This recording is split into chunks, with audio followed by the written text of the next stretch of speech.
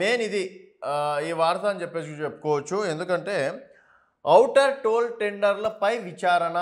గతంలో outer toll దానిపైన రేవంత్ రెడ్డి గారు చాలా సీరియస్ కావడం అనేది జరిగింది. టీపీసీసీ అధ్యక్షుడు ఉన్న తర్వాత అంటే ఉన్నప్పుడు ప్రతిపక్షంలో ఉన్నప్పుడు ఇది రాష్ట్రానికి కేవలం అవినీతి పరులకు మాత్రమే ఉపయోగపడేది తప్ప రాష్ట్రానికి ఉపయోగపడేది ఏమీ లేదు.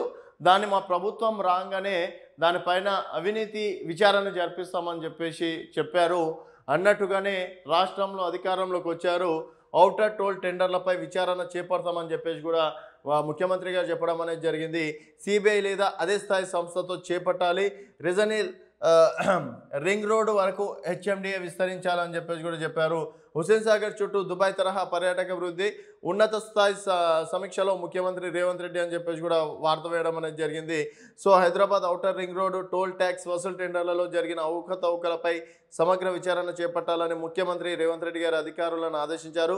హెచ్ఎండిఏపై బుధవారం ఆయన సచివాలయంలో ఉన్నత స్థాయి సమీక్ష నిర్వహించారు. ఈ సందర్భంగా సీఎం మాట్లాడుతూ ప్రభుత్వానికి రావాల్సిన భారీ ఆదాయానికి గండిపడేలా తక్కువ మొత్తానికి టెండర్లు కట్టుబెట్టిన తీరుపై ఆగ్రహం వ్యక్తం చేశారు. కనీస ధర నిర్ణయించకుండా టెండర్లు ఎలా పిలిచారని అధికారులను ప్రశ్నించారు. అందులో ఎవరెవరి ప్రమేయం ఉంది, ఏ సంస్థలు ఉన్నాయి, బాధ్యులు ఎవరు అని అన్ని కోణాల్లో దర్యాప్తు చేయాలి. ఈ టెండర్లు జరిగిన అవకతవకలను అనుసరించిన విధానాలు, ఫైలు కదిలిన తీరుపై పూర్తి విచారణలు అందజేయాల్సిన బాధ్యతను హెచ్ఎండిఏ జాయింట్ కమిషనర్ అమ్రాపాలకి అప్పగిస్తున్నాం. ఈ వ్యవహారానికి సంబంధించిన ఫైల్ ఏమైనా మాయమైనట్లు గుర్తిస్తే బాధ్యులపై కేసులు నమోదు చేయండి. హెచ్ఎండిఏ నుంచి పూర్తి నివేదిక అందిన తర్వాత మంత్రివర్గంలో చర్చించి టెండర్ వ్యవహారాన్ని సిబిఐ లేదా అదే స్థాయిలో మరో దర్యాప్తు సంస్థకు అప్పగిస్తామని సీఎం స్పష్టం చేశారు. నష్టాన్ని తేల్చే డిపిఆర్ ఎంపిక టెండర్లను ముందు ఔటర్ రింగ్ రోడ్పై టోల్ స్థాయి వసూలు ఏడాదికి గరిష్టంగా 600 కోట్ల ఆదాయం వచ్చేదని అధికారులు సీఎంకి వివరించారు. అలాంటప్పుడు 30 సంవత్సరాలకు 18,000 కోట్లు. ఇక్కడ సంవత్సరానికి గరిష్టంగా 600 కోట్లు వస్తే 30 సంవత్సరాలకి కేవలం 18,000 కోట్ల వరకు మాత్రమే ప్రభుత్వానికి ఆదాయం వచ్చేదని చెప్పేసి కూడా ప్రధాన వార్త వేయడం అనేది జరిగింది. నెక్స్ట్ చూసుకున్నట్టయితే ఆ స్థలాల్లో ఆదర్శ పాఠశాలలు అని చెప్పేసి కూడా ఇంకో న్యూస్ చూస్తున్నాం. హైదరాబాద్, వరంగల్, కరీంనగర్ తదితర నగరాల్లోని లేఅవుట్లో సామాజిక అవసరాలకు ఇచ్చిన స్థలాలు ప్రభుత్వ ఆధీనంలో ఉన్నాయా, ఆక్రమణకు గురయ్యాయా సర్వే చేపట్టాలి. ఈ స్థలాల్లో ఆదర్శ పాఠశాలలు ఏర్పాటు చేయాలి. కార్పొరేట్ కంపెనీలు, పేరొందిన పాఠశాలల యాజమాన్యాలకు వాటిని అప్పగించాలి. ఆ ప్రాంతంలోని పేద మధ్యతరగతి కుటుంబాల విద్యార్థులకు కనీసం 25% ఏర్పాటు చేసి ఉచితంగా ప్రవేశాలు కల్పించాలి. అలా అన్ని ప్రాంతాల్లో ఆదర్శ పాఠశాలలోనే అమల్లోకి తేవాలి అని చెప్పేసి కూడా చెప్పారు.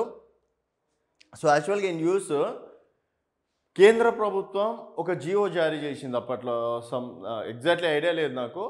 సో 25% అనేది ప్రైవేట్ పాఠశాలలో మధ్యతరగతి కావచ్చు, పేదవారు కావచ్చు, ఎవరైనా పిల్లలకి 25% వరకు సపరేట్ కోటా అంటే ఫ్రీ ఎడ్యుకేషన్ ఇవ్వాలి అని చెప్పేసి గతంలోనే జియో జారీ చేయడం అనేది జరిగింది. సో ఇప్పుడు వరకు ఏ ఒక్క ప్రైవేట్ పాఠశాలలో 25% కోటా 25% జియోకి సంబంధించి ఏ ఒక్క పాఠశాలలో పాటించడం లేదు. ఇది తెలంగాణలోనే కాదు, ఆంధ్రప్రదేశ్ కావచ్చు, తెలంగాణలో కూడా ఎక్కడ కూడా అమలు చేయట్లేదు. సో దయచేసి నెక్స్ట్ అకాడమిక్ ఇయర్కి సంబంధించి అయినా సరే చాలామంది మధ్యతరగతి వాళ్ళు ఉన్నత చదువుల కోసం ఆస్తులను అమ్ముకుంటున్నారని చెప్పేసి కూడా చెప్పుకోవచ్చు. ఎందుకంటే లక్షల దోపిడీ. ఎల్కేజీ, యూకేజీ స్టూడెంట్కి 50,000, 60,000, 70,000 ఫీజులు ఉన్నాయి. సో మధ్యతరగతి వాళ్ళు ఎట్లా చదివిస్తారు అంత పెద్ద పెద్ద స్కూళ్ళలో?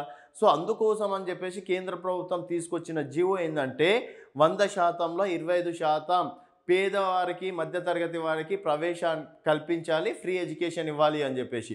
సో ఇక్కడ ఆదర్శ పాఠశాలలను ఏర్పాటు చేసి కనీసం 25% కోటా ఏర్పాటు చేసి ఉచితంగా ప్రవేశాలు కల్పించాలని చెప్పేసి కూడా సీఎం రేవంత్ రెడ్డి గారే అన్నారు. మరి ఎంతవరకు అది అమలు చేస్తారనేది చూడాలి. మాట చాలా సందర్భాల్లో ఇటు కేసీఆర్ గారు కూడా గతంలో చాలా సందర్భాల్లో అన్నారు 25% మధ్యతరగతి పేదవారికి మేము ప్రవేశాలు కల్పిస్తామని చెప్పేసి. ఇప్పటి వరకు ఏ ఒక్క పాఠశాలల మీద యాక్షన్లు తీసుకోలేదు. ఏ ఒక్క విద్యార్థి సంఘాలు దానిపైన కొన్ని రోజులు చేస్తూనే తర్వాత దాన్ని మర్చిపోతున్నారు. సో ప్రభుత్వం సీరియస్గా ఉంటేనే అలాంటి పాఠశాలలో 25% కోటా అనేది అమలు అయ్యే అవకాశాలు ఉన్నాయి. సో మరి ఇప్పుడైనా అమలు చేస్తారా, లేకపోతే మధ్యతరగతి పేదవారి చదువుకి దూరం చేస్తారా అనేది చూడాల్సిన విషయం.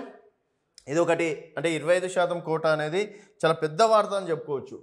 చూడడానికి ఒక లైనే ఉంది కానీ అదో రకంగా చాలా పెద్ద వార్త అని చెప్పేసి కూడా ఈ సందర్భంగా చెప్పుకోవచ్చు. ఇప్పటివరకు ఏ ఒక్క సంస్థలు కూడా దాన్ని అంటే ఏ ఒక్క ప్రైవేట్ పాఠశాలలు కూడా దాన్ని అమలు చేయట్లేదు.